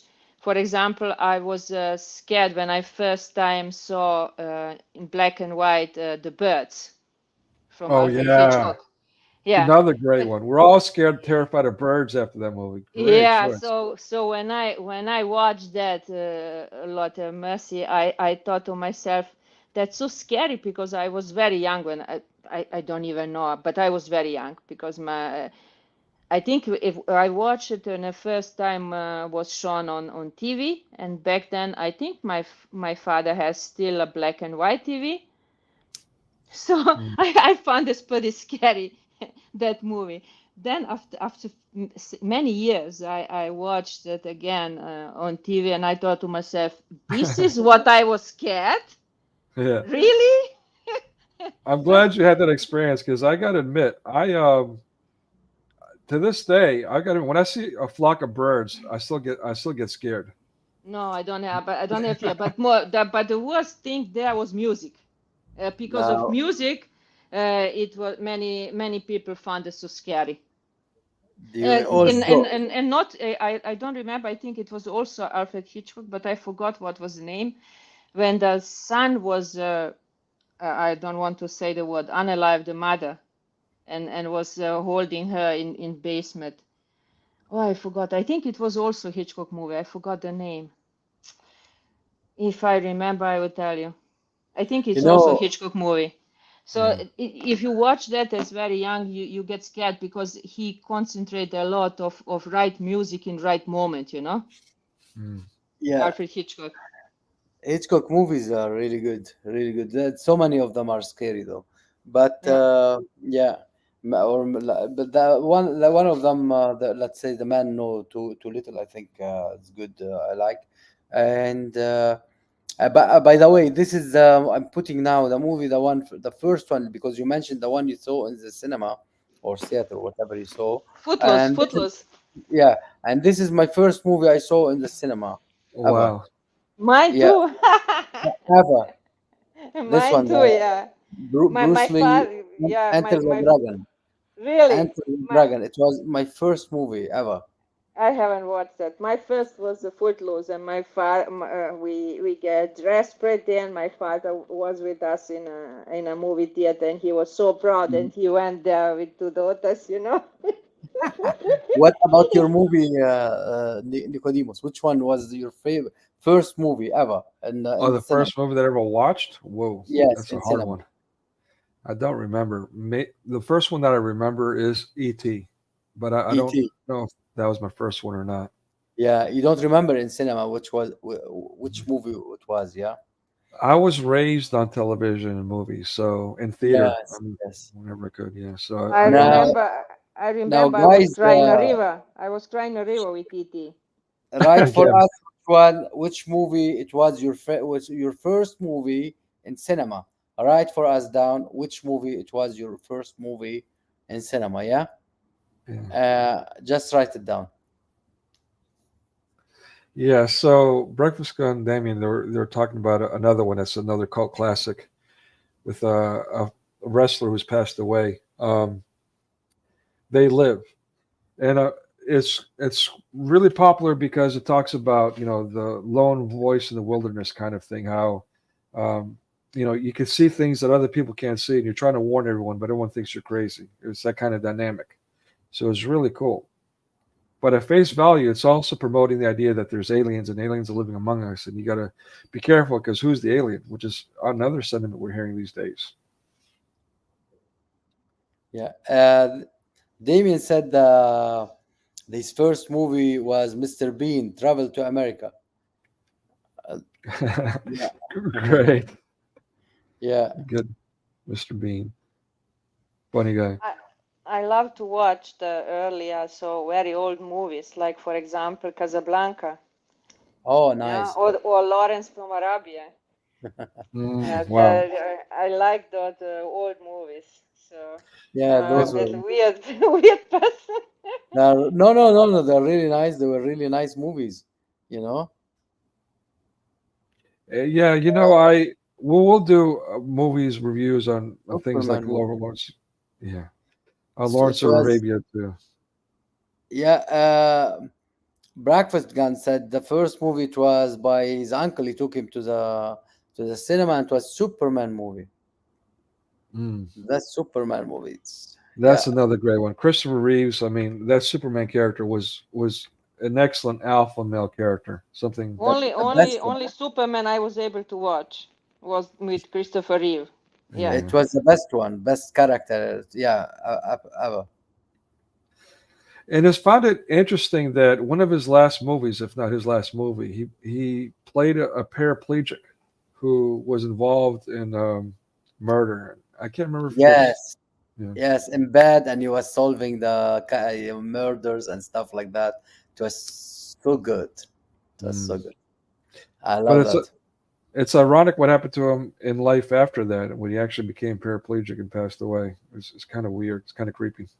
Did he play it before or after he became? I think he was paralyzed already Yes. when he played that movie. Oh, He really? was I didn't know paralyzed. that. I think so. I think so because he had an accident. I think he fall down from horse or something. Mhm.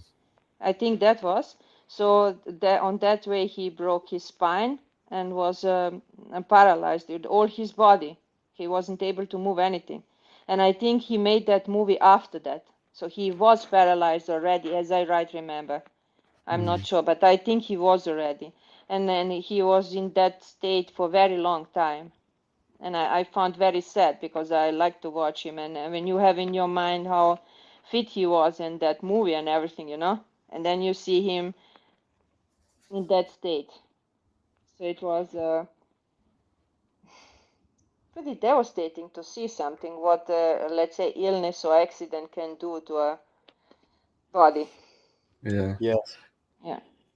So All right. he also. Sorry, go ahead. Go ahead. Go ahead. No, I'm just saying that Protestant also mentions Sergeant Pepper's Lonely Hearts Club, the Beatles movies, which was a thing too. Elvis movies and Beatles movies they were really big back then too. Did you Yes.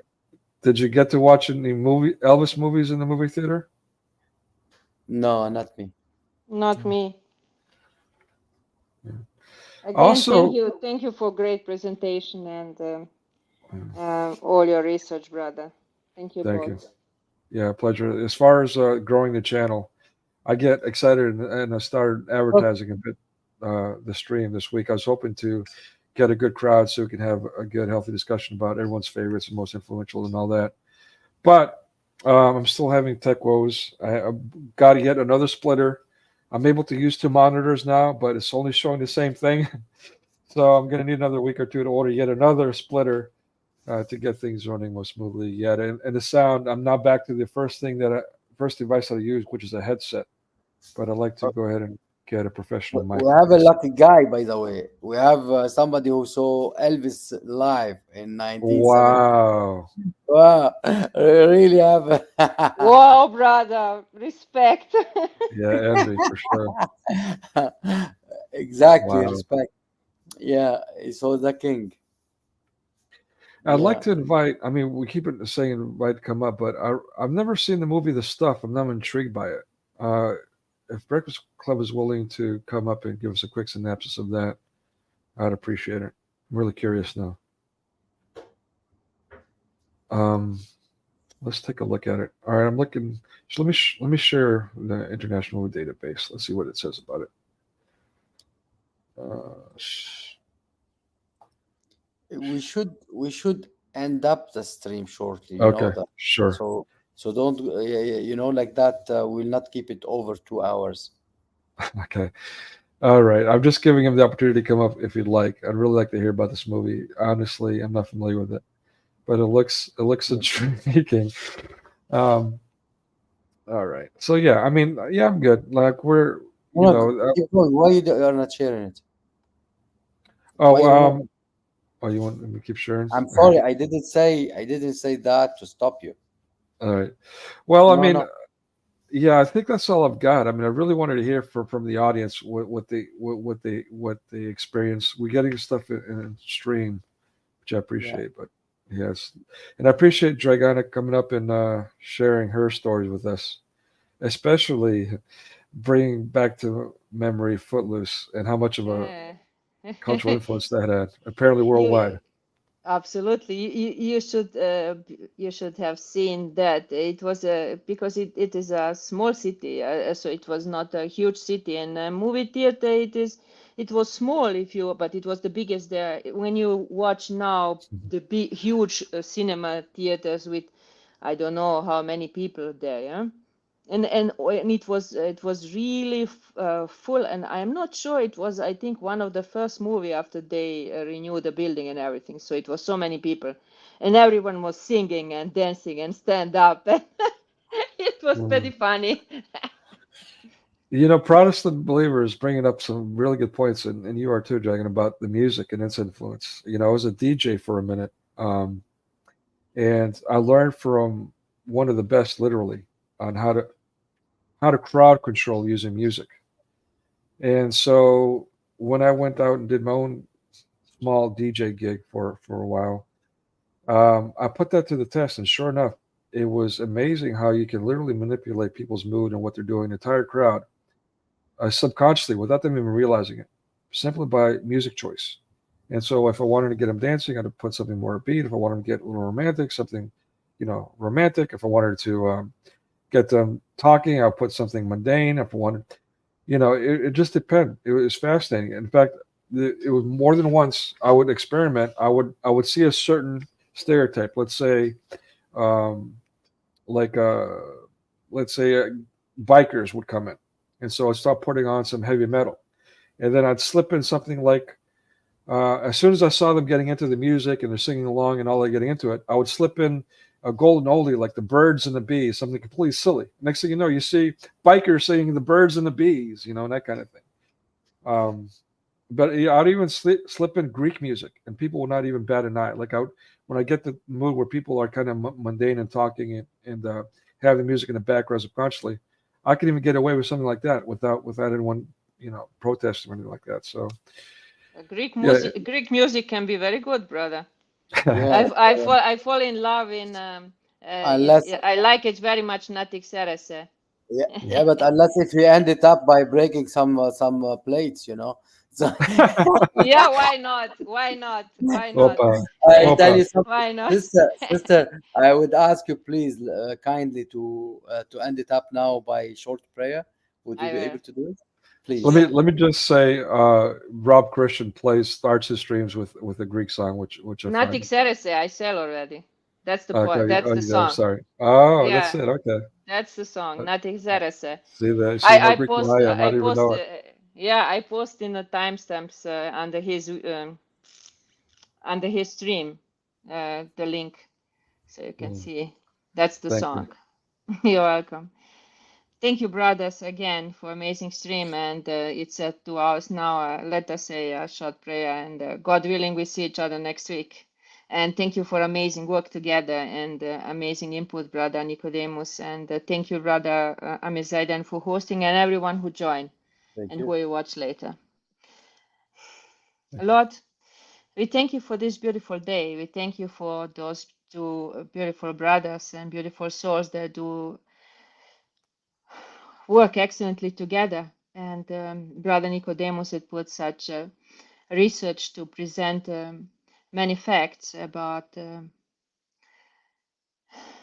film industry.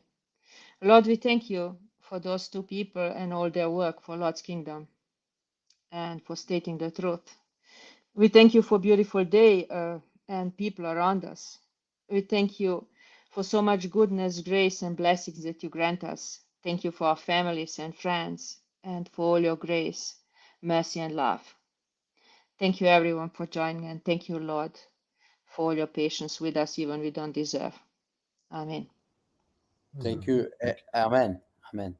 Thank you, Brother Nicodemus. Thank you, Sister Dragona, for all the prayers, and Brother Nicodemus for all the this lovely presentation. It was lovely, basically. Today it was really good. Well Yeah, done. Well done. yeah. Don't. And I want to remind you both. Don't forget a thriller. I get back then even the same leather jacket like he has. There he goes. In red, in red. Yeah, that was so popular back in the day. oh yeah. God By the bless you, way, brothers. God bless you. God bless you too. Thank you. Brothers and sisters, thank you for coming. God bless you all. And please, basically, just write for us any movies you like us to speak about. And in this, every Sunday we'll be speaking about a movie. And if you think that there is a movie we should speak about, it has something antichrist, something like speaking too much about, let's say, bullying, about color, about anything. Let's say you think it's too much, just put it for us in the comment section, and we'll be speaking about.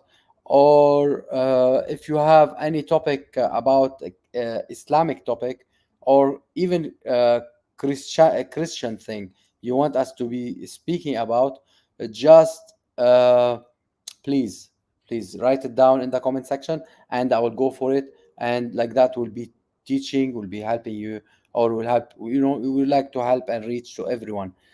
God bless you all, and we'll be leaving you now with the Oh, blessing of the Lord Jesus Christ. Go ahead, speak, brother. I want to just leave him with one soundbite. I want to unveil one. Go ahead. Here we go. One popular one. I want the truth. You can't handle the truth. Good one. Good one. All Well right. done, God well bless done. everyone. Take care. Goodbye. Thanks. Thank you again.